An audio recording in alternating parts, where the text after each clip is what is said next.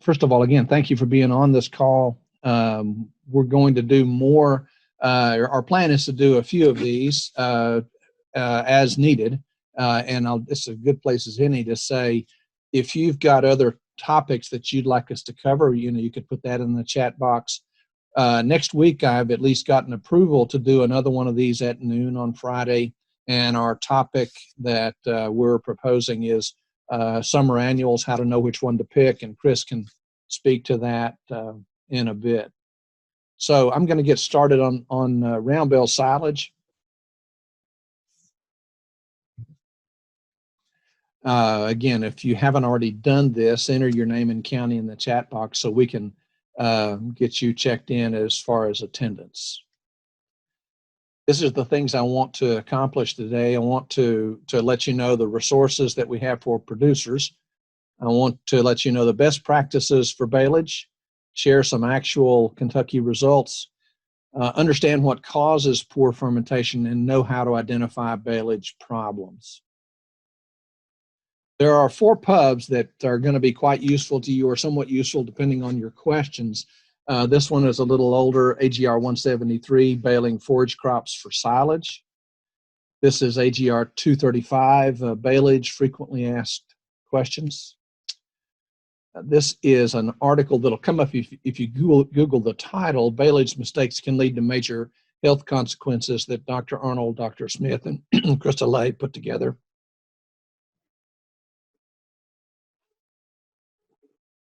And this one is specific to horses, ASC, Animal Science 173. We all know that baleage is going to help us avoid rain damage, allow more timely cutting, but it comes with some disadvantages, including the equipment needed. You got to have a wrapper, heavier equipment in general. And we'll spend a lot of time talking about moisture content, but I'll just say right up front, it's hard to determine moisture content in the moment, in the field. There is some expense and labor involved. There's plastic management, and in spite of a lot of people trying, and we've done some checking recently, we don't have a good way to recycle this material. And the one that I think is on maybe a fair number of your minds is the potential for animal feeding issues and even death due to botulism or listeriosis in some cases. Just to summarize the best management practices for baleage that you can find several different places. Moisture content between 40 and 60%, and I've put an asterisk by that because you can find quite a range. Sometimes it's wider than this, sometimes it's more narrow, but anyway, that's pretty well accepted as the range of moisture content for baleage. Pretty well universally agreed on that we want to cut as early as we can so we have more fermentable carbohydrates that lets us have a better fermentation, faster fermentation, and a faster drop in pH. We want to have tight, uniform bales wrapped within 24 hours. Tight helps exclude the air. Uniform means that if you're using an inline wrapper in particular, that as they butt up against each other, you're not causing the plastic to stretch in the joints. And when it stretches in the joints, it will not seal as well. And that's where we come to pick up some of the white mold that you will see on the outside of bales. And I'm just going to say we want 6 layers of plastic or more. You can find references in our Kentucky literature that says 4 layers is enough, but there's quite a bit of literature across the United States that says, yes, 4 is enough, but 6 gives you insurance against punctures from the forage itself and also from problems or things that might be on the ground. And we need to maintain anaerobic conditions.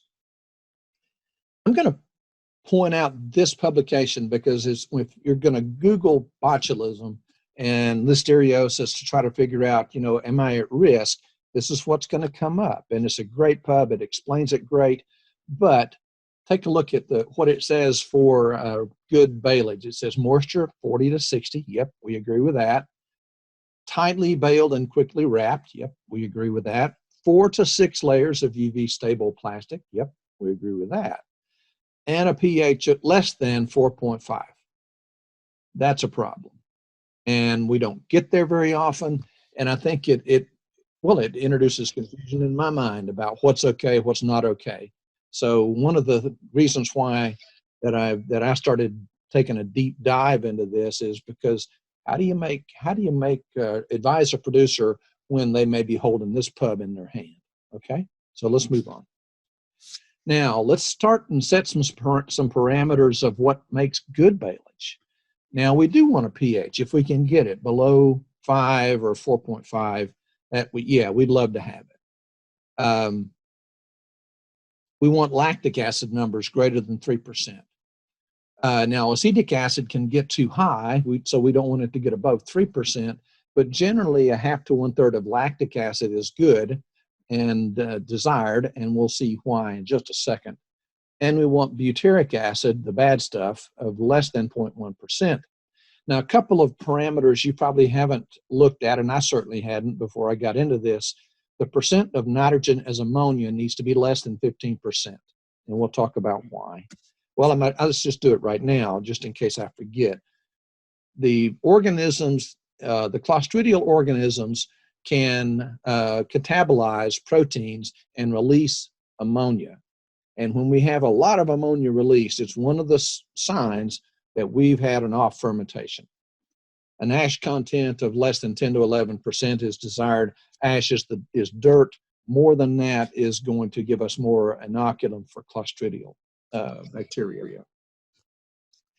As I said, fermentation is often incomplete with baleage compared to, say, the same forage that you wilted and chopped and put in a silo or a bag. Okay, so it's a given. Fermentation is going to be incomplete with baleage most of the time. Now, this is also the punchline. This is the end, the things I want you to know if you're going to do a troubleshooting effort. But here's how to identify problem baleage. If the moisture content is above 70%, if the bales are loose and uneven, less than 4 layers of plastic, there are holes in plastic, there's a bad odor, high pH, not very much lactic acid, butyric acid is elevated, more than 15% in as ammonia, and high ash contents. Now, you're not going to see every one of these in every lot of haylage, but the more of these that you see in a visit to talk about somebody's baleage, the greater the chances they're going to have feeding damage with or feeding problems with that material. Jimmy, you're breaking up a little bit. You may stop your video, may be helpful. Okay, I'll see about that. All right, let me see. Goodness. You know what I'm going to do? I'm going to, if you guys will just take a break, I'm going to call in on a phone line and turn off and mute myself. So I'm going to jump out of the screen share for just a second.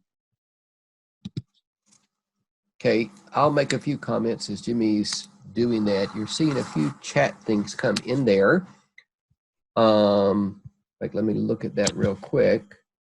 So someone asked about using a portable pH probe, insert it into a bale to get it. You're saying, Linda's asking if you can do that.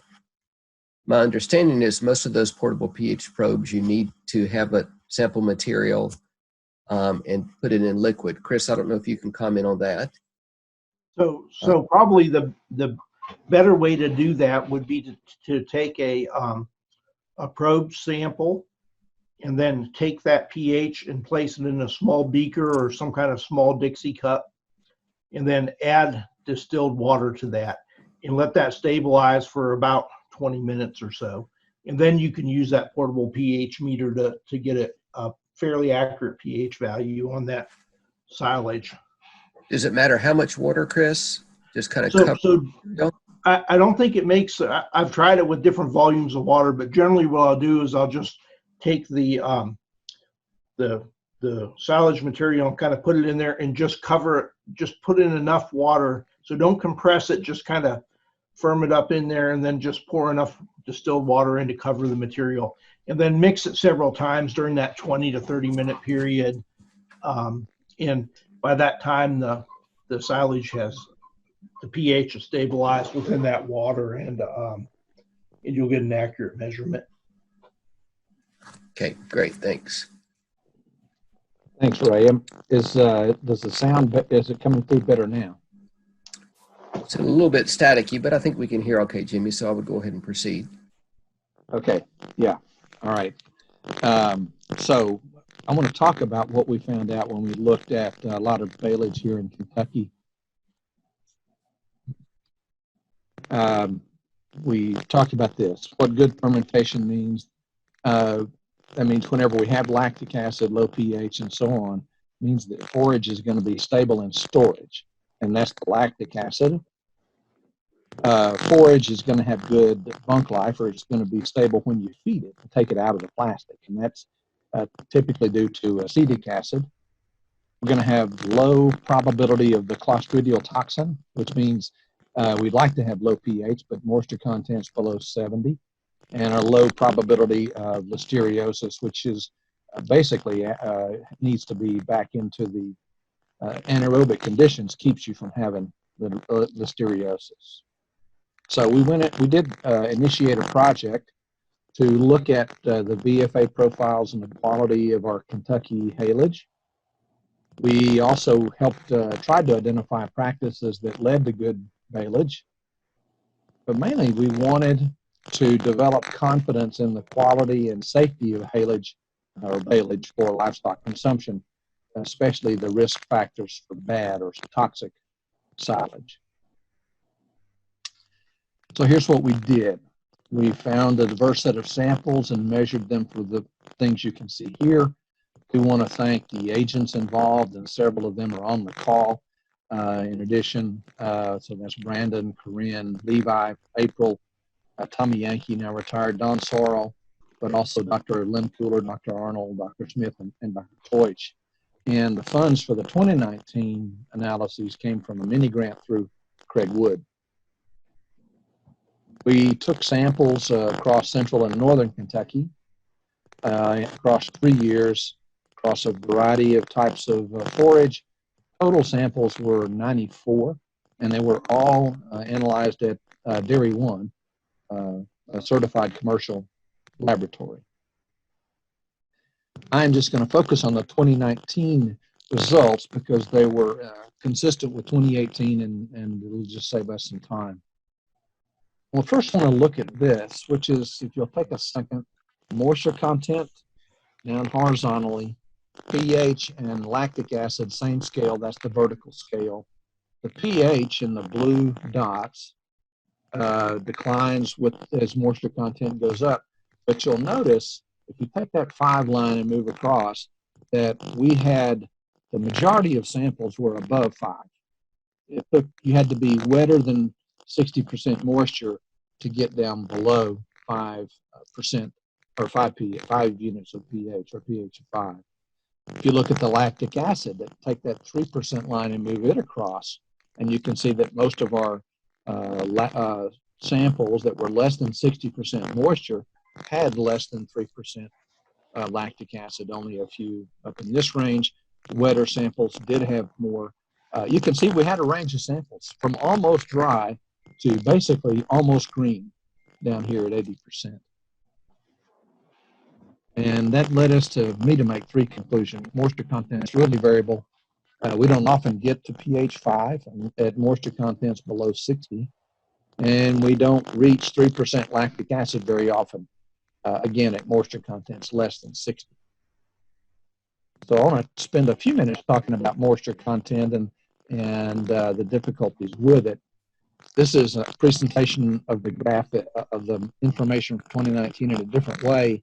And the point I want to make is at the bottom, and that is that more samples were outside of the desired range than were within it. You had 14 plus 4 is 18 above 60, and you had 12 below 40. And if you take 12 and the 18, that's 30 samples. So we had a lot of the samples outside of the range, and even within 40 to 60, you had more on the dry side than here, above 50%. So if you want to talk about determining moisture content, This is listed in that Baleage FAQ publication. There it lists 4 methods. We'll go through 4 or more here. The dish rag test, where basically you take a handful or a forage and twist it. You can express water. It's too wet. Forced air dryers like the Costa tester is good. Microwave method is good. These are slow, and obviously you can do one sample and then wait a lot, and they're very accurate, but they're slow. Moisture testers, maybe windrow testers or Bale probes. Agrotronics is a brand that I tested this year. I would like to talk about in a second. And even moisture meters in the Bale chambers. Obviously, the only one that helps us that before we bale is that windrow testers, and those have been highly variable. Although I pictured one on the right that we have not tested yet, but hope to do so. This is one that we use this year in this project, and we would take measurements in 5 bales, and then we would compare the measurements from this device to the average moisture content that came back from the lab. And what we found is that these type of probes were awfully accurate. Now you have to let them equilibrate for temperature, and they're not exactly the most user-friendly probe in the world, at least to me, in terms of how easy they are to use. But at any rate, I'm confident that that after you've baled something, you could do a troubleshooting visit and determine moisture content very, very easily, very well with these probes. So if you're going to talk to somebody and say, how long do you have to let it wilt? Well, that answer is, it depends. And this is a fairly complicated graph, but it shows drying rates in midsummer or September. The second cutting is July, third cutting is September for alfalfa in Pennsylvania. The reason why there's 2 curves, the top curve is untreated. The bottom one is the drying curve treated with potassium carbonate drying agent. And what I would like to say is that the moisture content, when we're in the warmer parts of our season, the moisture drops very quickly after cutting, from nearly 80% at cutting, very down here to the end of the first day. Same thing even in September, which was obviously maybe a cooler, maybe even wetter time. Now, I went ahead and drawn some lines in here to help us visualize this a little better. How long did we have to wait here in July with alfalfa to get to the right moisture content? Only midday on the first day. And actually it fell out of the moisture range by about mid-morning on the second day. And if you look at the same kind of analysis for September, it was right by mid-afternoon on the first day, fell out of the moisture range by mid-afternoon on the second day. Now, the real trick is not so much when the sun is shining, but when we're in the spring cutting or we have thick stem summer annuals. And I will just say that from the farmer practice and farmer data that we do have, that we had a producer wait 3 days with small grains in the spring, which is excessive, you would say, in most cases. But even then, he only got down to about 71 or 2% moisture. So the trick is going to be spring cuttings, early spring cuttings, typically small grains, and thick-stemmed summer annuals. I'd like to move on from moisture and talk about what does it mean if we don't have the right pH, or the pH less than 4.5 to 5, or the 3% lactic acid. And here's a concept you need to understand, is that pH in relationship to safe baleage or not safe baleage all relates to clostridial growth and moisture content. So low pH inhibits clostridium growth, but the pH required to prevent clostridium growth varies with moisture. The higher the moisture, the lower pH needed. Here's that relationship graph. So let's take a look at this for a second, because we've been talking moisture content the whole morning. But here in this case, this is from 15% dry matter. In other words, almost fresh, well, very fresh material, up to 50% dry matter. So our haylage range starts here at 40 or 400 grams per kilogram dry matter and goes up. if you take a look at the grass curve versus legume curve, the reason why they are different is because legumes have more buffering capacity and they take more fermentation to lower the pH, but the acid content will actually be higher at these pH. So let's just take a look at 60% moisture, draw the line straight up, and that means we need to have a pH of 5 or so for grasses, or a pH of above 5.5 for alfalfa to inhibit clostridial growth. So there we go. Now, we don't reach these target pHs in many cases. So we've got to look at other parameters to gauge clostridial growth. The three we'll look at: butyric acid, percent nitrogenous ammonia, and ash content. Let's take a look at that same graph again that we saw before, with some guidelines drawn on it for the lactic acid. This is the moisture range that we're looking for. There's the 3% threshold. Only 3 samples made it above that. A great deal over here to the right. So low moisture content, is low moisture content a problem? That's really the important thing to talk about here, because we've got so many samples that are down in this moisture range that don't produce 3% lactic acid. So this is the take-home message here, that Dr. Shinners at the University of Wisconsin has done a lot of work where he took baleage like in that lower dry matter or lower moisture content range and fed it out, and check the temperature of the bales after you fed it out. And what he found was that as long as anaerobic conditions are maintained, in other words, 6 layers of plastic, and you tape holes, then that dry baleage is going to preserve well and stay stable long enough to feed out. So low moisture baleage, well wrapped, not a problem. Let's talk a few minutes about the conditions that lead to growth of clostridial bacteria. High moisture, anaerobic conditions. Now put an asterisk right there, asterisk, because in a actual case where we've diagnosed botulism this year, we actually had holes in a inline row of bales, a pretty big hole that caused botulism. And so actually, yes, clostridial bacteria that cause botulism are anaerobic, they're anaerobes, but if you have a hole like that, in a big hole in inline bales or individual bales for that matter, then that prevents that pH from dropping in that region, because obviously the air is getting in and you're not going to have fermentation. So the area right behind that forage on the outside that's exposed to the air is actually where the clostridial bacteria is growing still, and where the botulism toxin is produced. So when we have poor fermentation, that can be caused by low carbohydrates or mature forage. We get a slow pH drop. When we get contamination from soil, manure, or dead animals. Let's understand botulism a little better. That the toxin is produced from Clostridium botulinum bacteria. The best indicator, there are several species of Clostridium, by the way. So if we have evidence of clostridial growth, it doesn't mean it's botulism. The best indicator we have is butyric acid. Again, 2 more that might not have been on your radar screen is the percent of crude protein as ammonia and high ash content. So butyric acid and clostridial fermentation, of course, does not equal botulism.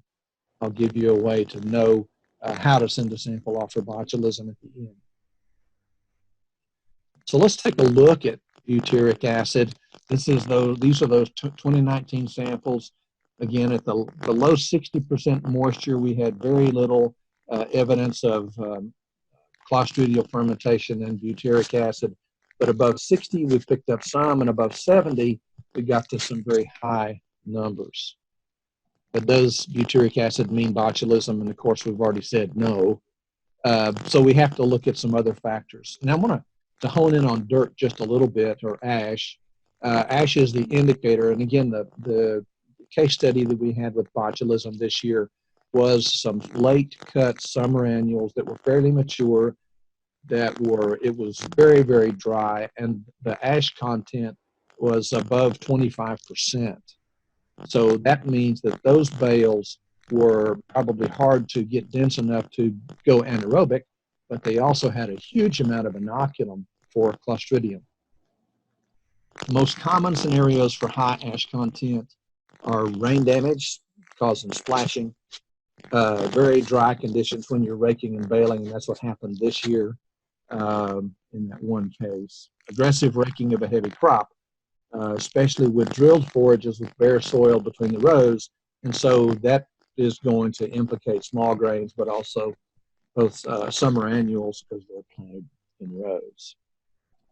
So when you're going to test baleage, what should you ask for? You're going to need to get a forage quality test because this is going to give you moisture content and ash content.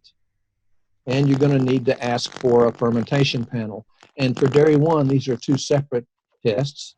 Fermentation panel gives you pH, the volatile fatty acids, the percent nitrogen as ammonia. And again, I told you that if you're going to troubleshoot a visit or somebody's baleage, you're looking at their results.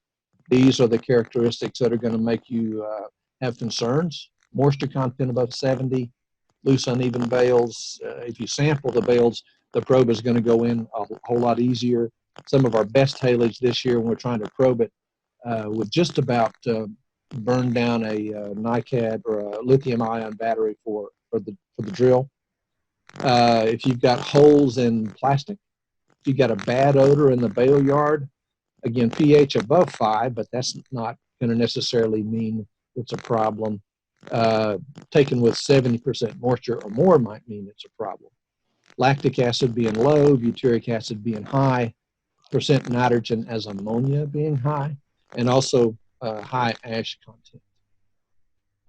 A little bit of information that might help you too if you're going to determine the number of plastic layers in an inline row of bales. Measure the distance between the layers, and it's about 5 inches in this photo. Divide the plastic width by the distance between the layers, and that's 30 divided by 5. So this set of baleage had 6 layers of plastic.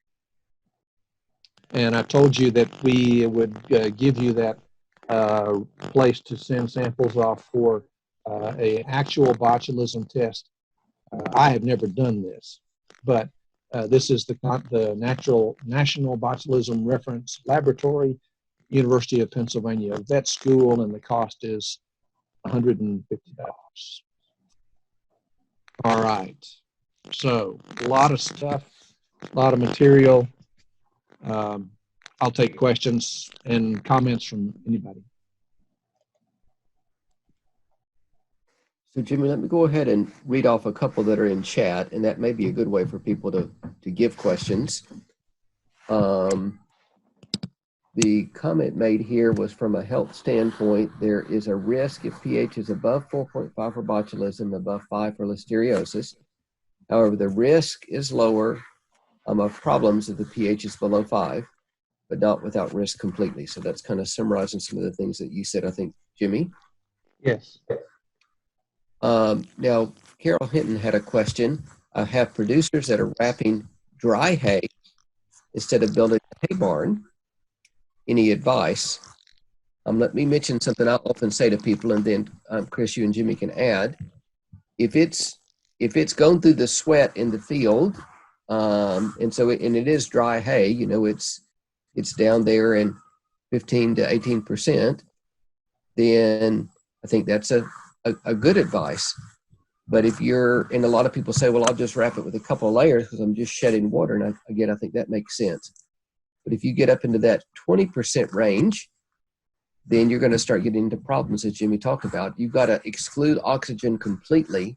So you would be, in that case, wrap in that 20% or 30%, you'd be wrapping it completely very tight, preventing any air from getting in there. So wrapping dry hay is fine, but you still need to be aware of the moisture content. Any follow-up, Jimmy or Chris? We'll add a little bit. In our literature, it's going to say it'll address this in some ways, and it will even say cut a slit between the bales to let the moisture out. Now, I know that some producers have wrapped bales that are almost dry. They did not cut the slit, and they fed them the same year and didn't have a problem. I know that in at least one case, we did have a producer carry that stuff over for the second year, and it degraded quite a bit. So that would be one other thing you want to do is if you do that, make sure you feed it that first year. Chris, any follow up on that? So several years ago, I met a hay producer in Ohio, and he was using this wrapping kind of semi-dry hay, not quite dry enough to bale, but not in the correct moisture range for baleage either. He was using that as a rain management strategy, and having good success with that. But his key to success was, as Jimmy mentioned earlier, and Shiner showed in Wisconsin, it was about 10 layers of plastic. So you have to exclude oxygen from that hay that's in that kind of that semi-dry range from 20 to 40%. The general recommendation I would still say is that we probably want to try to avoid doing that if we can. So make dry hay or make silage and try to avoid that range if possible. But if you're going to do it, make sure you exclude the oxygen from those bales. Otherwise, they won't keep. Okay, great. Thanks, Chris. So, Carol, I think specifically for your question, wrapping dry hay, if it is completely dry, then wrapping to shed water is okay. It's just you got to make sure that it's completely dry. Just like you don't want to put hay on the wet side in a hay barn and have a barn fire. Another question from Keenan. So if you take samples for a botulism test, would there, like you do for a hay analysis, would there still be a concern that there could be spots or pockets that would still not get sampled, or does it permeate and travel well throughout? Jimmy, why don't you follow up on that from what you saw in that on that farm that had botulism, where the botulism actually was? Right. I would say, based on all that we know, and I don't have the complete, we don't have, we didn't sample like 25 times down that row of bales, but that the botulism would be isolated in and around that place where we had the big hole. That the rest of that tube would have most likely be okay. Now, we didn't, our advice after the producer had a problem with that particular row of bales was not to feed any of it. Now, you could then, that might not have been great advice, but he had other stuff to feed. So we didn't pursue that further. So how far it permeates, I'm not exactly sure, but my feeling would be that area where that the hole caused the pH not to drop.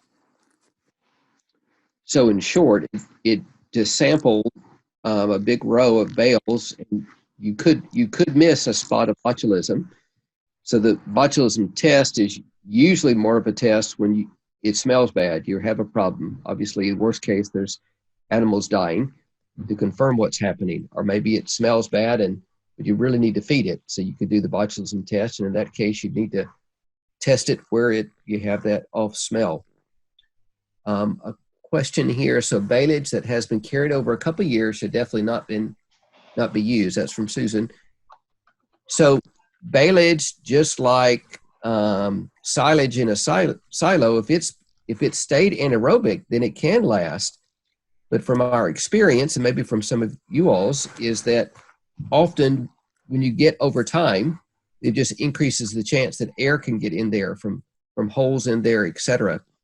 But if someone has done everything right and it's still anaerobic, then baleage can last longer. But you just have a lot more risk than you have in a typical chopped solid situation with a silo.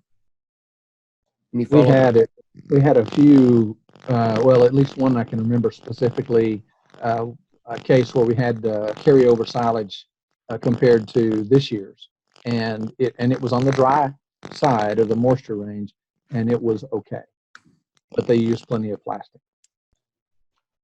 So one thing I think we need to mention about baleage is that it's not the ideal ensiling package because it has a very high surface area to volume ratio, and that means that it's more susceptible to spoilage because it's got a lot of air around a smaller volume of forage. So if we get a hole in the plastic, there's a much greater chance that we're going to ruin that whole bale versus if we had a small hole in a silo that had a very small surface to volume ratio.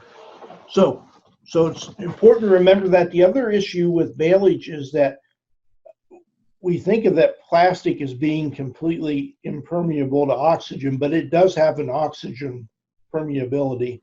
So over time, oxygen will still go through that plastic. And that's why it's so important to get at least 6 layers of plastic on that bale. Now, yesterday I had a question from well, it wasn't a question. He just told me what he was doing. It was a producer that had some carryover baleage, and he was rewrapping it. I was a little hesitant. I think the best general recommendation is that if you make it this year, you feed it out by next year. But he was going to rewrap some and see how it kept until next year. So Jimmy or Ray, I don't know have you had any experience with rewrapping baleage? I've had that question a lot, and when I've called people like Dennis Hancock and others who have a lot of experience, they usually say you're just kind of playing with fire in doing that. Particularly, my question has usually been where someone's selling it to another farm and they're taking it apart. I'm not sure, Chris, if it's wrapped and you're just wrapping over the top. But you're increasing your risk. There's no question about that. I agree. Another question here, Chris Ammerman, about producers. I have a producer making baleage on one farm and transporting it for wrapping. Tests this fall indicated the potential for botulism due to the outer portion of hay getting drier during transport was an issue. Any advice I could bestow on this producer? Jimmy, you want to follow up on that one? I think we need to know more, because there's plenty of data about what happens when you wait 1 day or 2 days to wrap a bale of baleage, and basically within 24 hours, not much happens.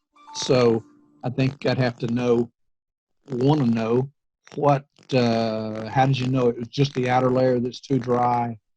What are the other signs of bad fermentation to make an answer on that?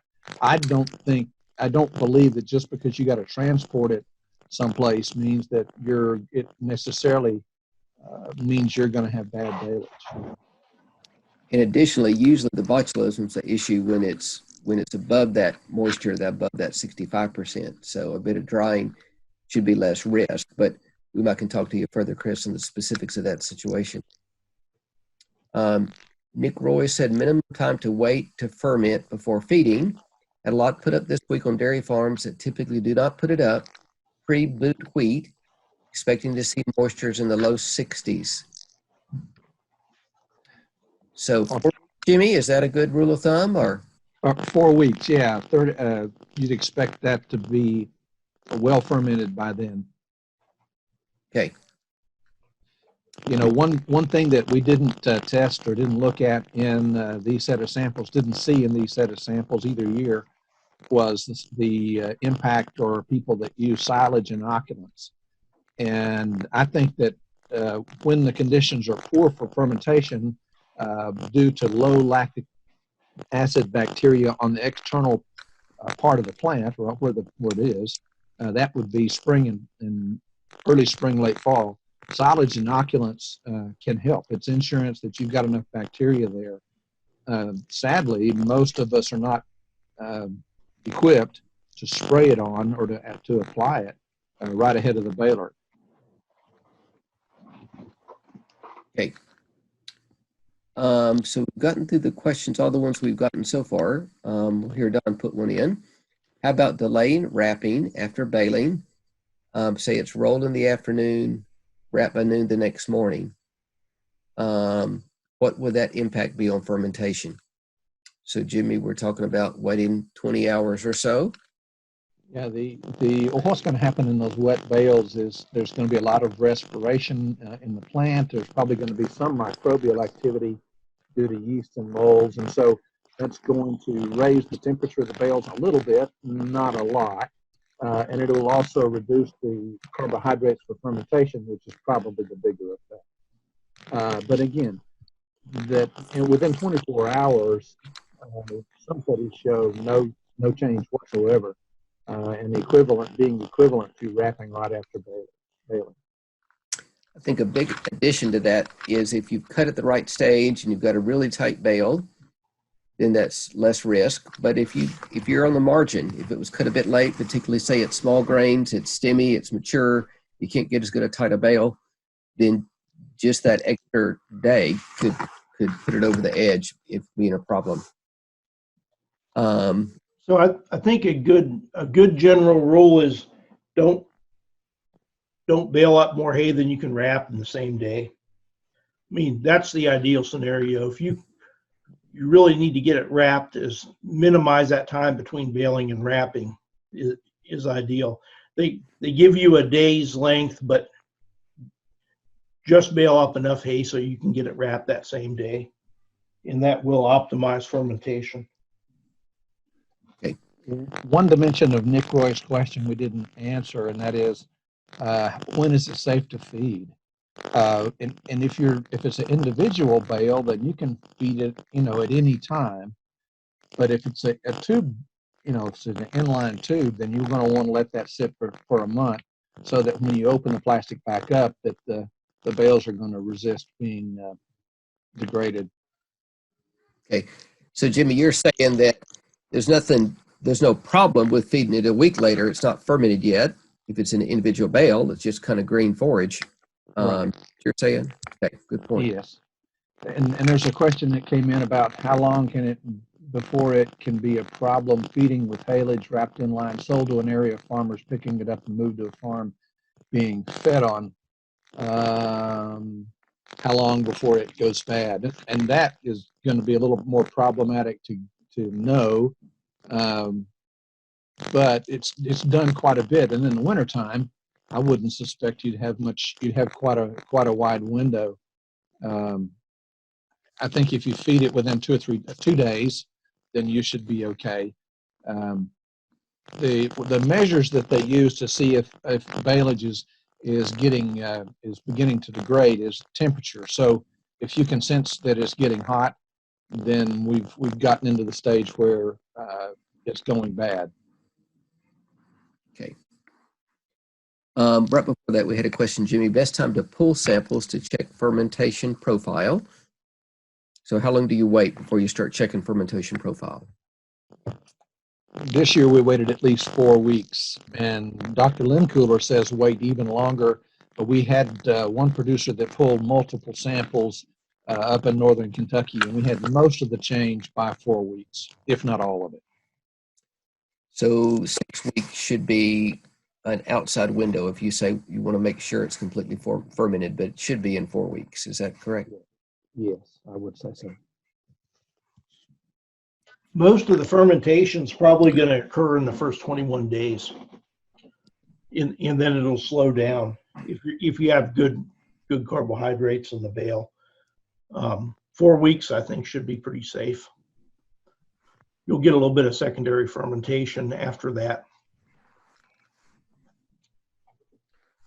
Let me throw in, but I know Jimmy will need to finish in a second, but a question I've gotten several times over time is someone that's cut, but particularly they're trying to make maybe wheat hay, and it gets rained on, it's out in the field 3 or 4 days, and they're just not getting it dry enough, so they just say, well, I'll go ahead and wrap it to save it. In my mind, they're just wasting time and money, because if it gets rained on, it's losing carbohydrates. Definitely if it's on the mature stage, it's going to be harder to get a good type bale anyway. You really don't want to use baleage as trying to rescue something.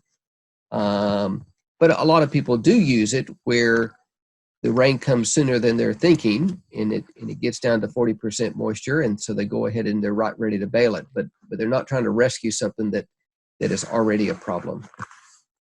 Maybe Jimmy and Chris, any last comments you all have, so we finish by 1. So I'll just mention the single most important factor impacting forage quality is going to be stage of maturity at harvest, and that's no different than for baleage. If you put poor quality into a bale and wrap it, nothing magical happens. You're not going to improve forage quality. And I think sometimes people feel like, well, silage is going to be great feed.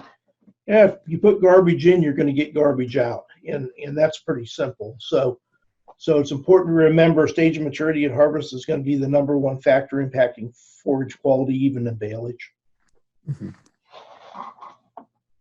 Hey, Jimmy, let's close it out. Yeah, that's very good. Chris and Ray, we wanted to at least give them a chance to suggest topics for next week.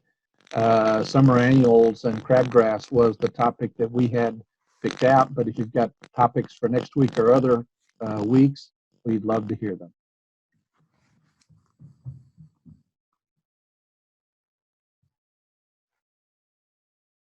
All right. Are we able to talk, or are we all muted? No. You're muted, but you can talk. Yes. Hey, Dr. Arnold. Hey, it's Michelle. I'll throw in my 2 cents worth that the thing we see at the diagnostic lab with botulism, it's almost always a small grain. It's almost always silage or wheatlage are the 2 main ones that seem to be difficult to get at the right stage, and they're almost always headed out when we have problems, when we see botulism problems. So whenever I hear those 2 words, silage or wheatlage, it makes my ears perk up, and I start thinking, we need to test this one, because that seems to be the main problem. Absolutely. Let me add to that real quick, because in some of our publications we talk about you can cut wheat for silage at a soft dough stage, but that's talking about when you're chopping it, when you're doing traditional silage making.